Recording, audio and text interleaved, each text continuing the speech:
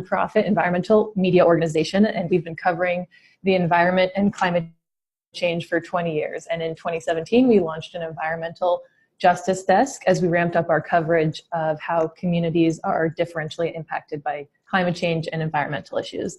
And as we increasingly we're going deep on how climate intersects with health, immigration, and a myriad of other issues. Justine Kalma, who will be moderating today's panel, is one of the writers at Grist on our environmental justice desk. So, to today's conversation, as you all know, the Green New Deal has been a hot topic in the news lately, but to date, there's been less coverage of what the Green New Deal could mean very specifically for communities of color. So we were eager for the opportunity to help People's Climate Movement convene a few voices who bring perspectives to this discussion, and we at Grist are excited to moderate the discussion today. I'll hand it over to the folks at the People's Climate Movement to introduce themselves briefly, and then we'll get started. Fernando? Great.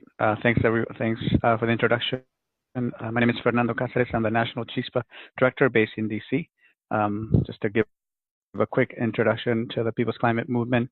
It is a movement and a national network of environmental, labor, economic justice, and climate justice, faith, youth, and community organizations working together to build a larger and more powerful social movement that can address not just climate change, but racial and environmental and economic inequity. It grew out of the historic convergence of diverse national environmental and social justice organizations that brought together the massive People's Climate March in September 2014 in New York. Since then, the coalition has expanded and organized hundreds of thousands of people around a climate agenda from across communities, movements, and sectors. CHISPA, which means spark in Spanish, is a community organizing program at the League of Conservation Voters. We build the grassroots organizing and leadership capacity of low-income communities of color to influence policymakers and pressure polluters to protect their rights to clean air and water, healthy neighborhoods, and a safe climate for them and their children. Our network of community leaders includes over 12,000 high schools and college students, mothers, fathers, and activists in states like Nevada, Arizona, New Mexico, Colorado, Connecticut, and Maryland. And for the past 2 years, we have built a grassroots campaign to demand that governors use their share of the Volkswagen settlement to replace polluting diesel school buses with electric school buses. We're involved in the People's Climate Movement because we believe that the causes and the impacts of climate change are polluting people's air and water, exacerbating health, economic, and quality of life inequities experienced by frontline and low-income communities. We believe that a Green New Deal and climate action more broadly should include the leadership of frontline and environmental justice communities, and we are proud to be part of this movement. Thank you. Great, thank you, Fernando. And with that, I think we'll pass it over to Justine, who's going to moderate the event. Great, thanks so much, Annalise.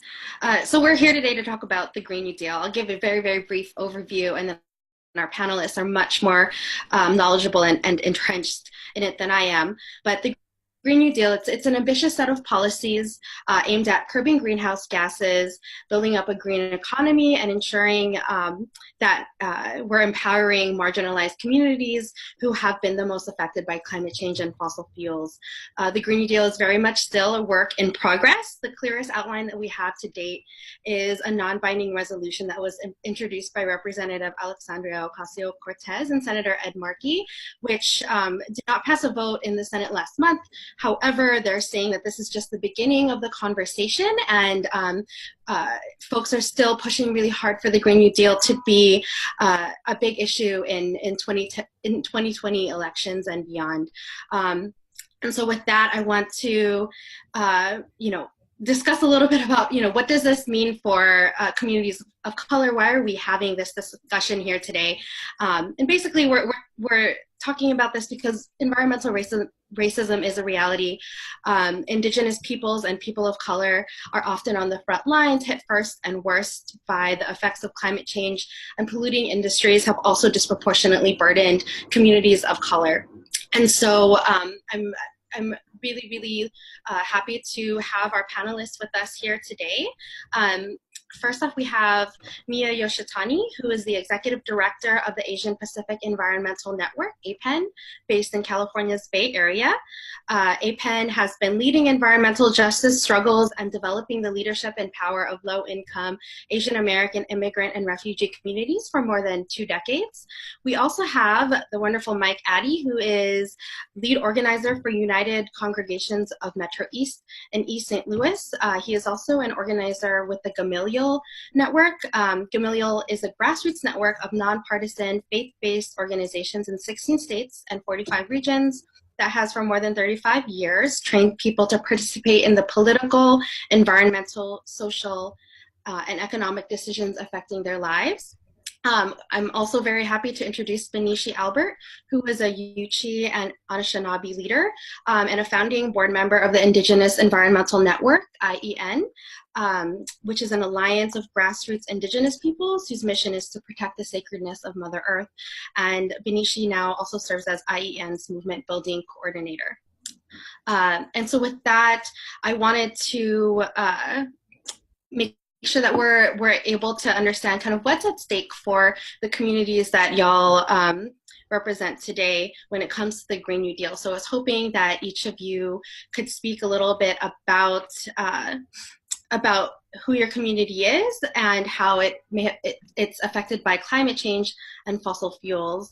And so with that, why don't we start, first up on my screen is Bineshi. I'll throw it over to you. So my name is Bineshi Albert, and the Indigenous Environmental Network is a nearly 30-year-old organization who's been working with grassroots, frontline Indigenous communities across the country, and then also in Canada, Alaska, and the Global South, and connecting with Indigenous communities there. These communities have been working to address environmental threats to their homelands. And, you know, in our early years started around some issues around toxics and landfills and incinerators. And that work has continued to evolve. And right now there's a lot of focus on what the extractive industry is doing to our Indigenous communities. And, you know, for us, the idea of the Green New Deal is, like, in one hand, very exciting that somebody is willing to sort of take bold initiative to, like, address this in a much different way than we haven't seen in the Beltway so far. And so, like, you know, very excited about that, but we're also worried that some of the goals that are set out are not, you know, are not strong enough in terms of, like, we're dealing with the effects of the climate crisis right now in Indigenous communities, and they're feeling those effects today and have been for some years, including loss of land, erosion, and other threats that have had real impact on people's culture and livelihood. And, you know, but we're also, like, optimistic about what could be there, at the same time wanting to make sure that it takes stronger stances and its protections of our Indigenous communities.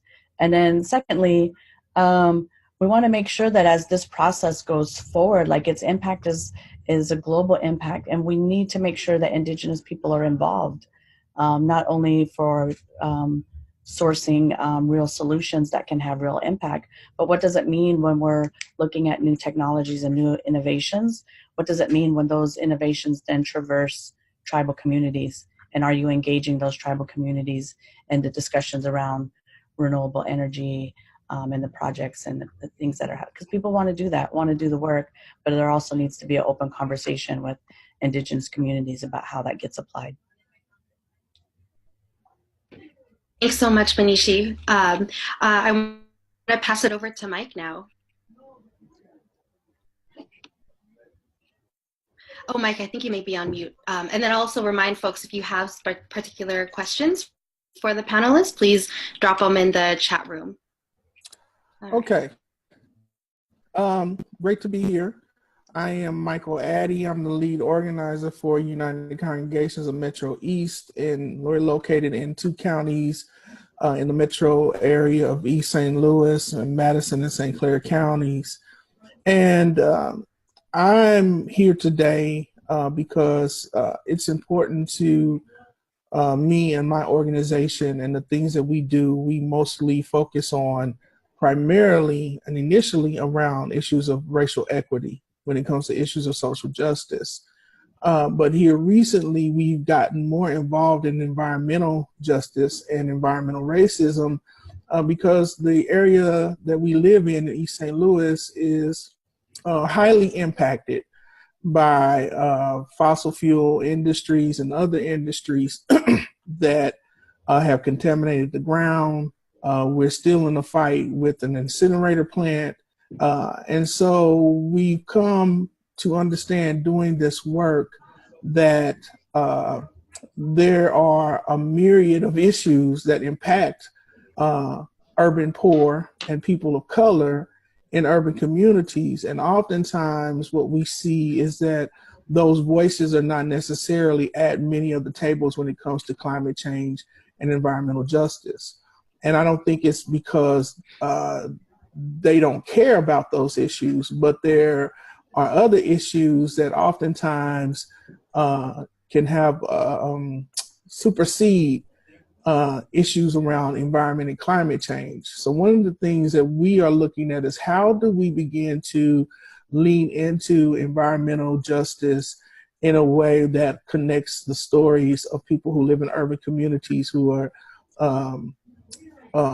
highly impacted by environmental change and environmental issues, yet still being able to connect those stories in real ways that allow those communities to have a voice that makes sense for those communities. Oftentimes we sit at tables and, people will say, well, we all need to go to electric. Well, if you're in a community where 60% of the people live in public housing and have barriers to public transportation, as in East St. Louis, it doesn't really make sense that the answer is go all electric, right? So how do we find ways to connect these stories? How do we find ways to connect these communities to the environmental movement in a real way, in a real and lasting way that allows us to engage these communities to move them from a more passive stance to a more activist stance when it comes to environmental issues. So I'm here to help hold that tension and to help us to lean into that tension in a real way. Thanks. That's powerful. Thank you so much. Miya? Hi. I'm Miya Yoshitani, the Executive Director of the Asian Pacific Environmental Network, based here in Oakland, California, in the Bay. So about our community, APEN has been organizing low-income Asian American immigrant and refugee communities living at this intersection of racism, poverty, and pollution for the last 25 years.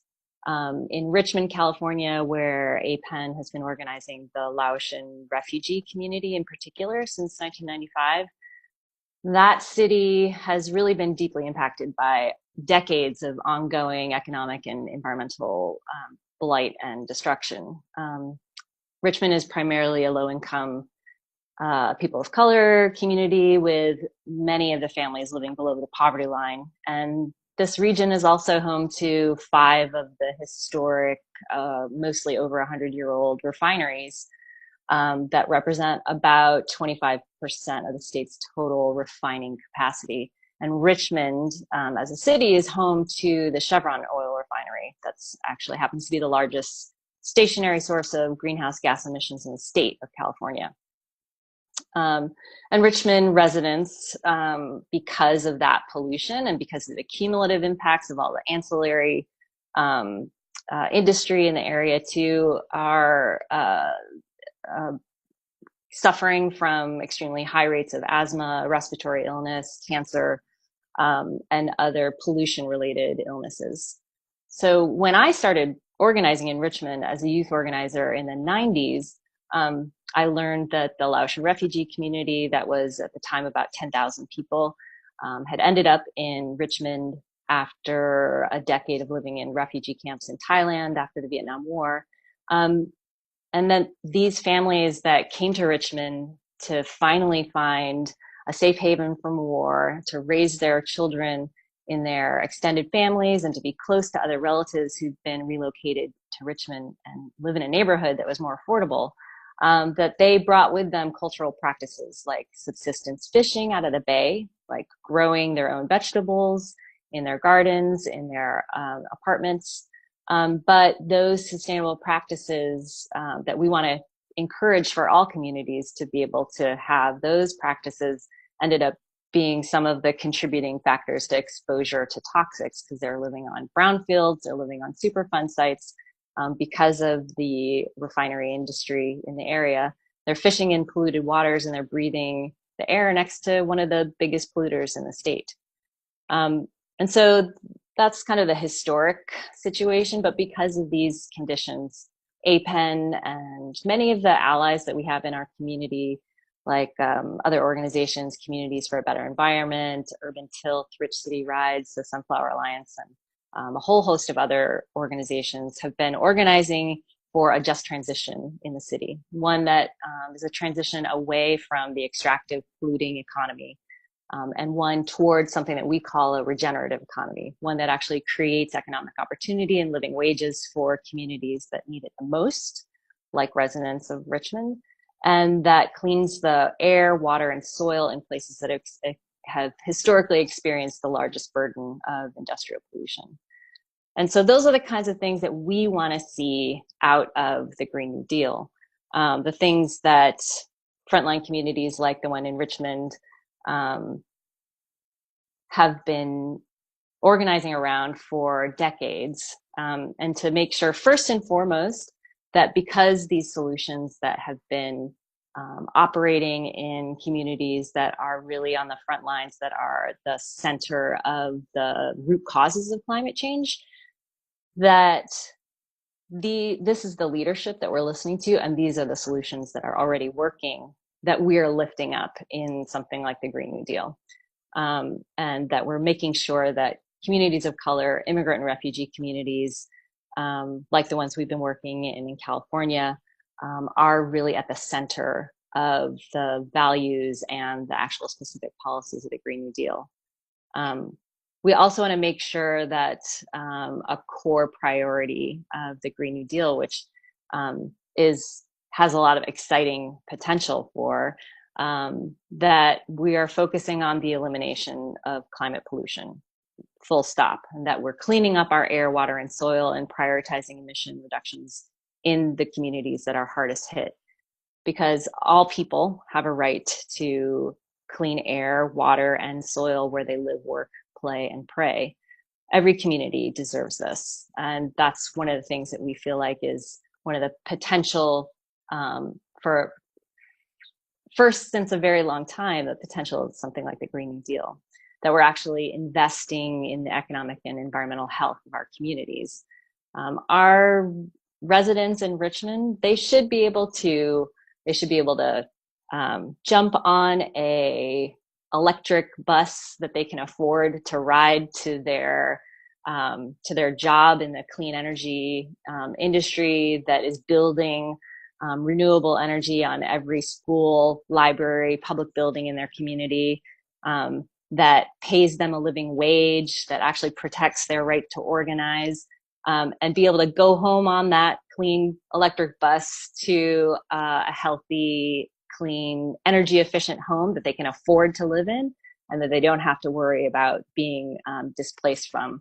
And that the schools that they send their kids to, that the places that they work are clean and healthy and powered by 100% renewable energy, and that those economic benefits go to the local community, and the decisions about their lives and the vision they have for their community comes directly from the community that's been most impacted.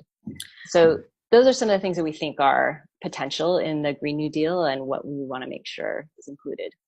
All right. So I think that actually gets into the first question that we have, which is what do you all want to see out of a Green New Deal, and how can it be rolled out in a way that's just and equitable? And I think I'll pass this one back over to Benishi and Mike to add to. I think Benishi, you're on mute right now. So I will say that, you know, one of the things I mentioned earlier was the idea that the emission goals that are in there now are not strong enough, right?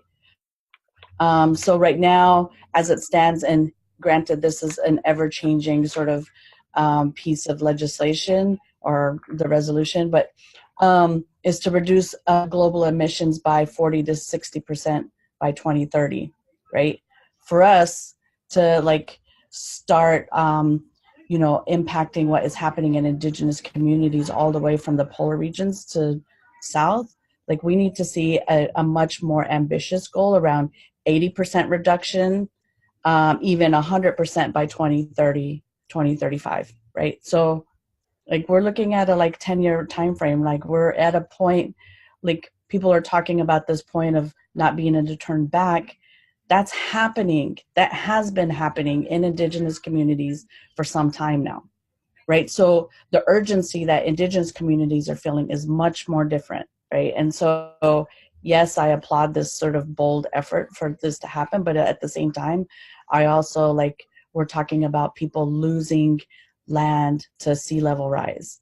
We're talking about people losing medicines because of changes in seasons that are causing confusion with plants growing. Like these are having real impacts on people now. So there is that. And then, you know, the other thing I'd like to see out of this is a real intention around how we're engaging grassroots communities, indigenous communities, and how what does that look like, and how do we do that in a way that is both intentional, but also that value is actually carried and incorporated in what is being developed, right? It's one thing to come to a community and listen to them. It's another thing to take that information and actually incorporate it and have it be part of them. And the last thing I'll say is, you know, there are some things there that make me think about what are the real solutions we're coming up with, right? I have some concerns around some national trends that are happening, and will they be part of this? So, you know, I have concerns about the idea that nuclear would be considered a carbon-free energy source. It is not a clean energy source. It has real impacts in tribal communities for generations now. Tribal communities are dealing with health impacts from uranium mining, from storage of spent fuel rods, from nuclear power development. So that's a concern. That's a real serious concern we have. And then around this idea of net zero emissions, like that makes us think that there's this idea around the sort of carbon markets, and that being a solution to incentivize corporations and governments to lower emissions. And we really just have to do it as a sort of system change level and have a real plan for just transition. And what does that mean for us to transition from extractive industries to more sustainable industries? And, you know, we completely support, you know, that just transition. And what does that mean for communities, for their economic development, and for workers and for families? But we're really wanting to push to see that this legislation leads with the idea of protecting health and not harming any other people further. All right. So we have a lot of great questions from the audience. We have a follow-up actually for you, Benishi, and then I want to give Mike a chance to hop in as well. But the question I have is, for those people who may be organizing for the first time, do you have any recommendations on how organizers can best reach out to Indigenous and frontline communities? And actually, I think I'd love to hear Mike on this as well, but to the Indigenous people's point, Benishi? You know, go with an intention of not trying to sort of, you know, just check off a sort of box of like, oh, we checked in with these folks, but go in with an intention of building relationship. Like the idea of building relationship, what does that take? It takes listening, spending the time, learning, doing learning before you reach out to folks, and go to those communities.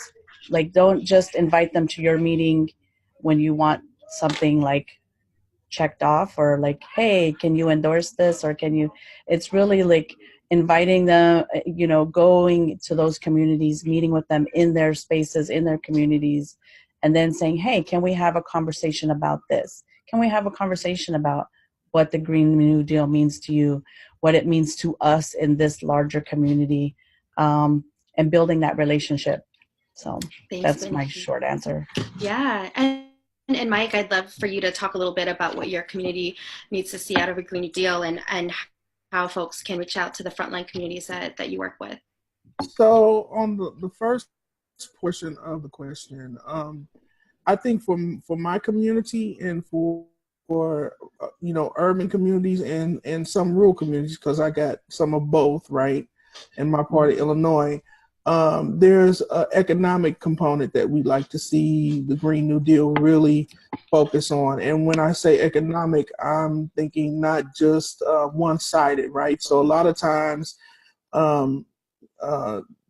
legislators come in and they say, oh, we're going to provide training for green jobs, right? So people can learn these new jobs and build a green economy and learn how to install solar panels, for example, right?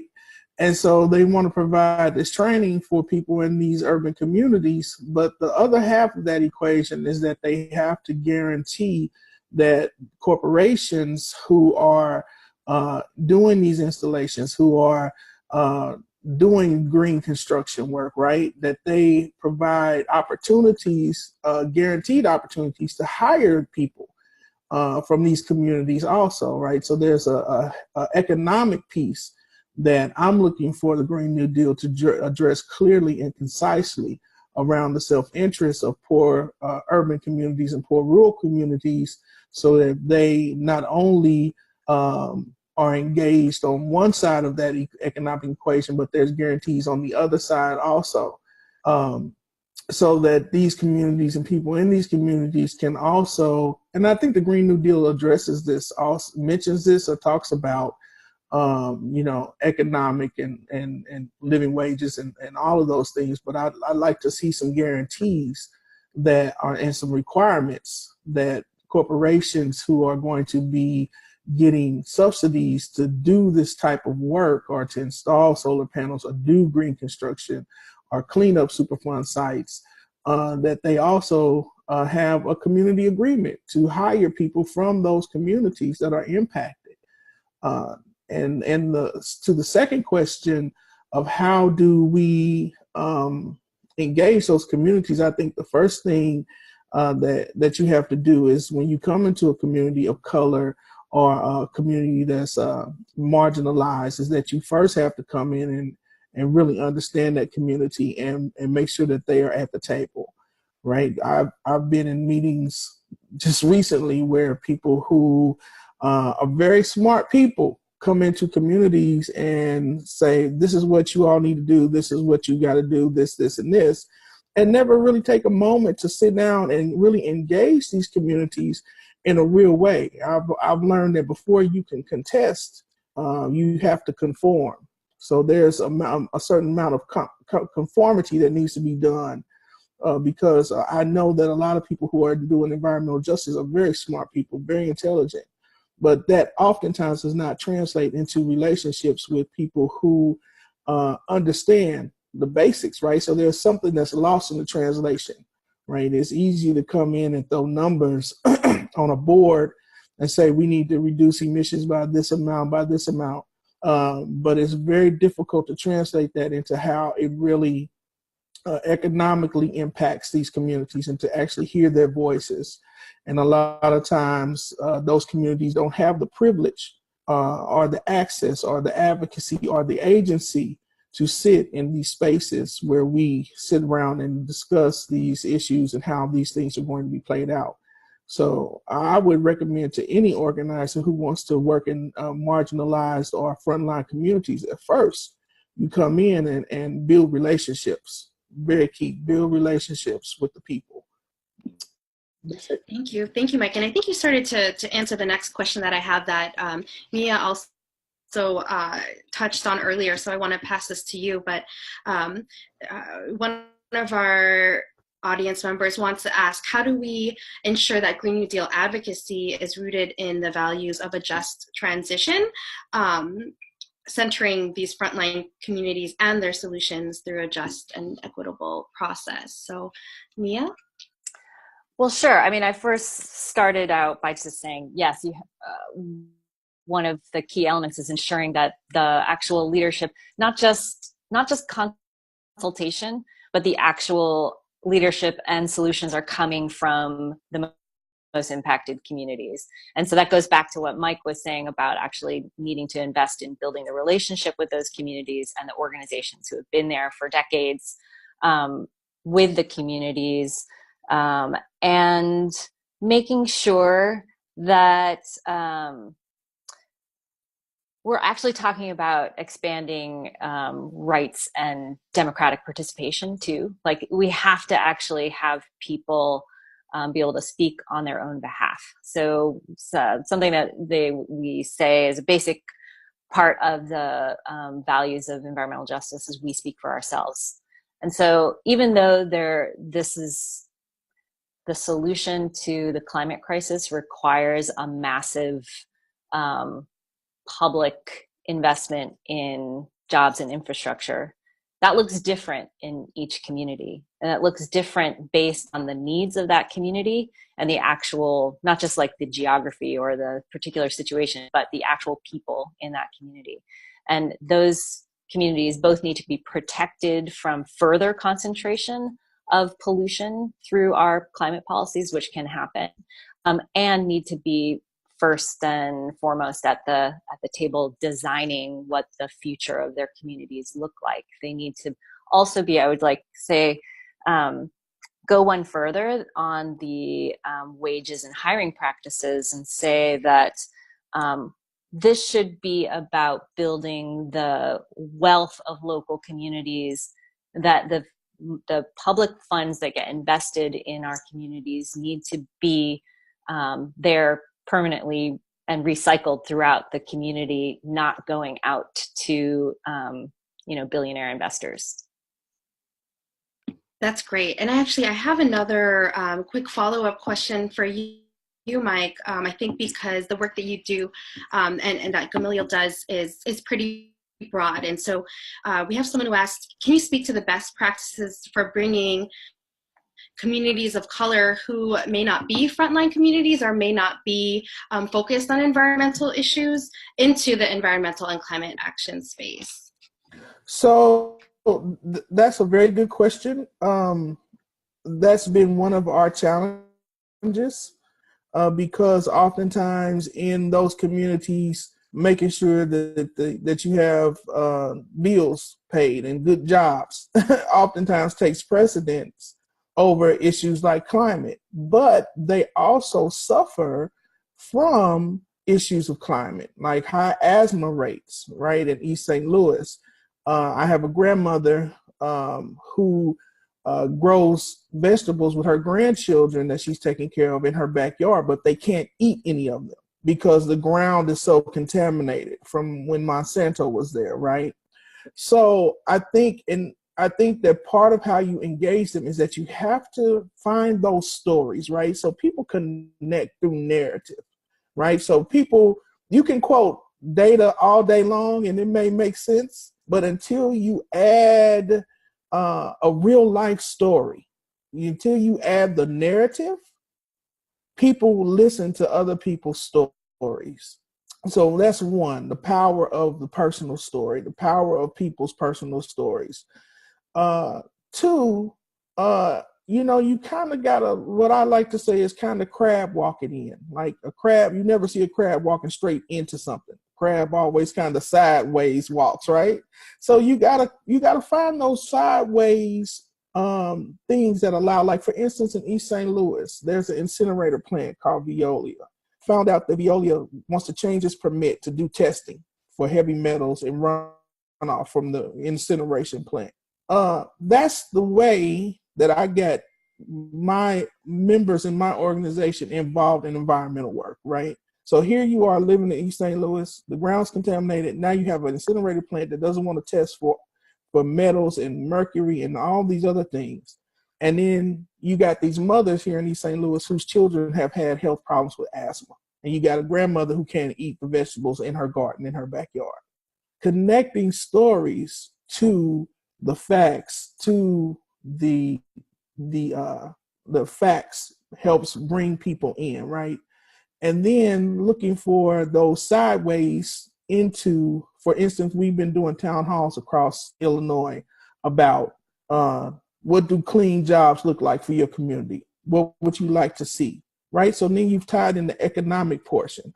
So you gotta look at it in different ways outside of just, we gotta change the climate or everybody's gonna die, right? You gotta look for, how do we connect these stories and connect people in ways that are not so obvious, that allow them to make it real for them.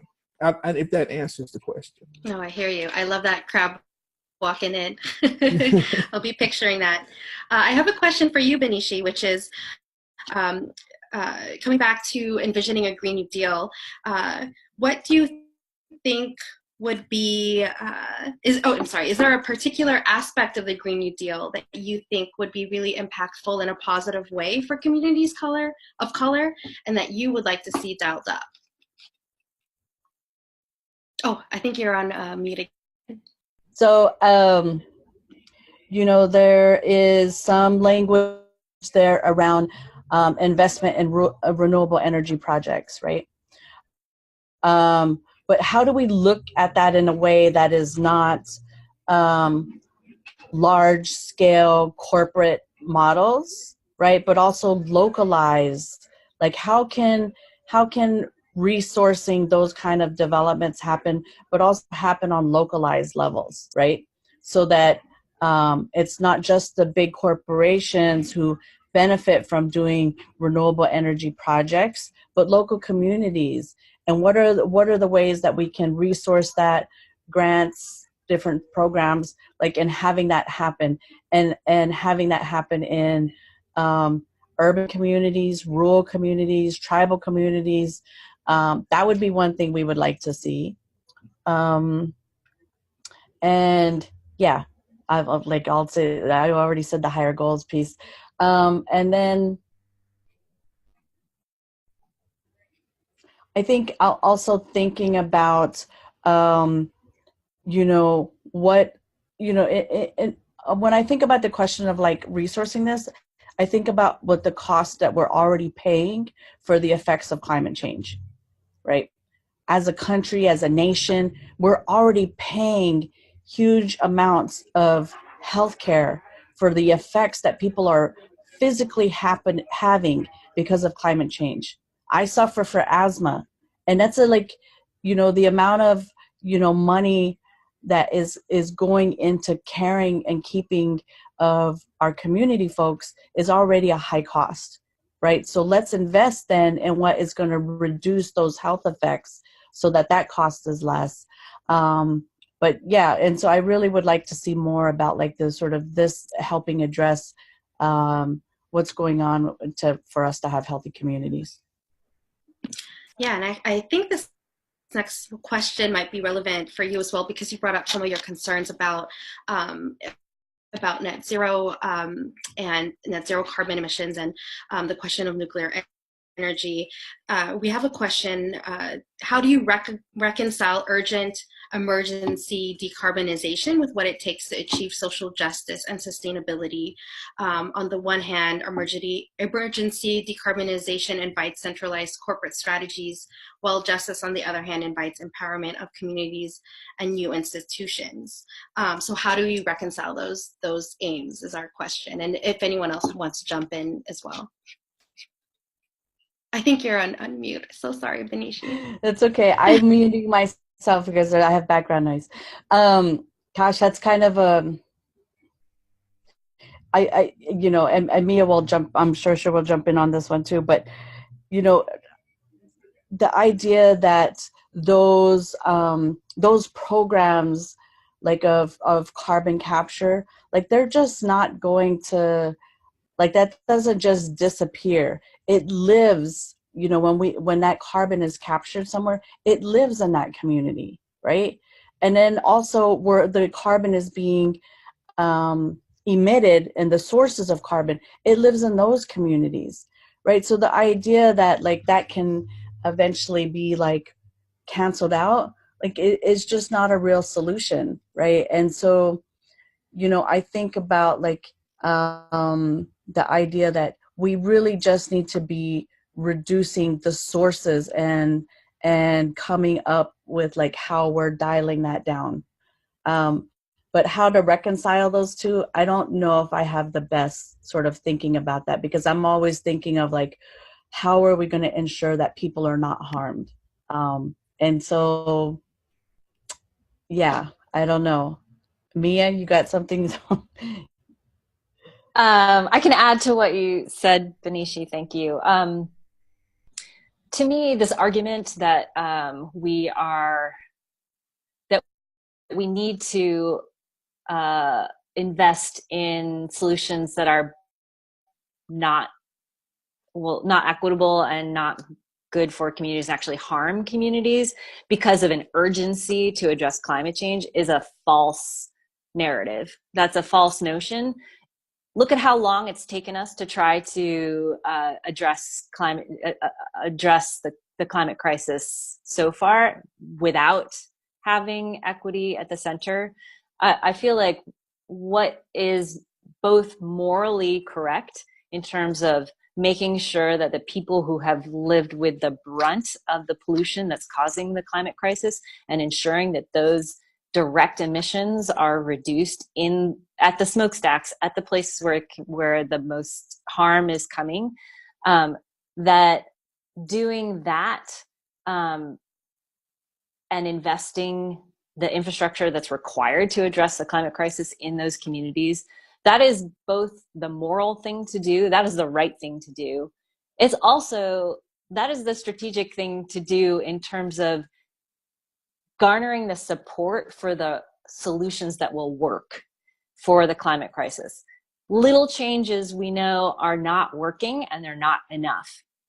California's cap and trade system has already been showed to, one, exacerbate pollution in low-income communities of color, and to not have been very successful at actually reducing emissions of industrial polluters.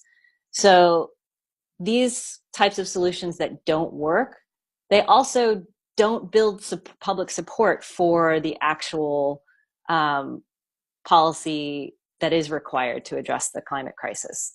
So we need people to be at the center of the solutions. Otherwise, people are not going to care or think that they're not part of this transition. We need everyone to feel like they are a part of the transition, that their needs are a part of what we're addressing, and that when we're cleaning the air and cleaning people's environments and talking about people's lived economic conditions on the ground and the health of their kids, like those are the things that people care about. And those are the things that we need to address in order to really truly address the atmospheric impacts of climate change. This is all great. And we're nearing the end of our conversation, sadly, but I'm going to try to close out with the last couple questions. Mike, I'm going to throw this to you because you talked a lot about how industry affects the communities in East St. Louis, but What is the role of the phase out of fossil fuels, from banning new projects to ramping down existing production in a just Green New Deal?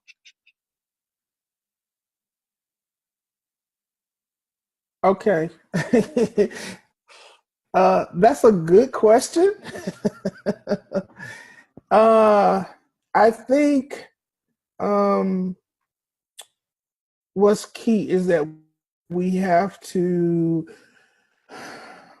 for me, and I can only speak for myself, right, and my organization and the work that we do.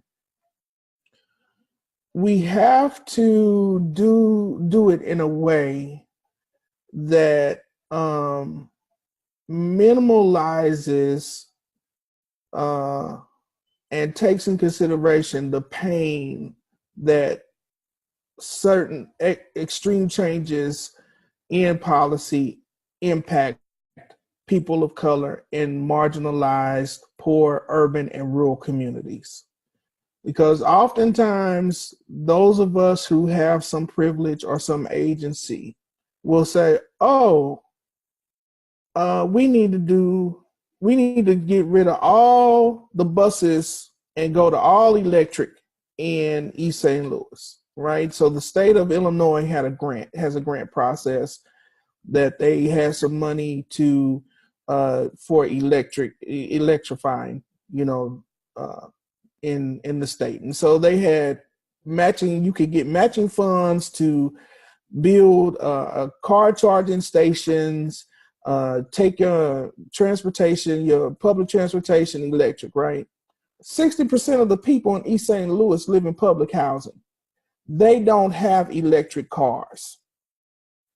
The city of St. Louis is always teetering on the edge of some crisis because they don't have the income structure or wealth structure to support many of the municipalities' services. So how do we go into a community like that and say, oh, you have to change this, you got to change that, you got to do this, without first considering what's the impact, right? So we have to do this in a way that makes sense, that is just and equitable, right? So there are communities in Illinois who can afford to switch their whole system over to electric. How do you weigh, that, how do you keep those things in balance, or how do you make them equitable? And I think that is part of the tension, and that is part of the struggle. And it's going to take, I don't have an answer for that, but it's going to take all of us to really consider it, because the last thing that I'm going to, and I'm just speaking for me, the one thing, if you want to fight on your hands with me and my organization, you come to a community that we're working in, and you put forth some policies that are going to hurt these people who are already hurting, then you will have some issues. Then we'll have some real issues. And that's what we don't want, right? So I'm not sure if I'm best qualified to answer that question, but I'm telling you that if we want to win this thing, we got to do it in a way that helps these poor people and these marginalized communities have a seat at the table, and that they are at the center of this work. Thank you. And Miya, did you want to hop in, given the refineries in Richmond? On what does an equitable managed decline look like for the fossil fuel industry in these communities? Yeah, and what's the role of the phase out of fossil fuels? Well, like Mike was saying, I mean, I think we can't gloss over the economic impacts of the transition. And so a huge part of what we need to care about in terms of making a just transition, an equitable transition into the clean energy economy and away from refineries and other fossil fuel extractive industries. We have to be real about what it's going to take. So there needs to be both like a a just transition fund set up for workers who are impacted in those communities. We can't lie about the fact that there is going to be a cost, and yet the cost is going to be a lot less than if we don't do anything. And we're already experiencing increases in energy costs, increases in food and water, clean water costs to communities who are most impacted. So the result of fires, of drought, of things happening just in North America alone, as the climate changes, these are the same communities that have to go bear the impact of the economic transition. And so making sure that that both communities and workers are taken care of in that transition, and ensuring that when we make a policy that is going to benefit, that has economic benefits, that's part of how the community can actually have more resiliency in this transition, is to have really good community controlled economic investments in the sustainable new economy.